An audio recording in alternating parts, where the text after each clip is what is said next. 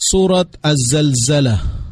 Bismillahirrahmanirrahim. Sa ngalan ni Allah, ang pinakamahabagin, ang pinakamawain. Idha zulzilatil ardu zilzalaha Kapag ang mundo ay mayanig sa kanyang matinding paglindol, wa akhrajatil ardu athqalaha at kapag ang kalupaan ay magluwa ng kanyang mga dalahin, wa qala al insanu ma laha at ang tao ay magsasabi, ano ang nangyayari sa kanya? yawma idhin tuhaddithu akhbaraha Sa araw na ito, ang kalupaan ay magsasaysay ng mga pangyayari. bi anna rabbaka awha laha Sapagkat ang iyong Panginoon ay nagbigay ng utos sa kanya. yawma idhin yasduru an-nasu ashtatan liyuraw a'malahum.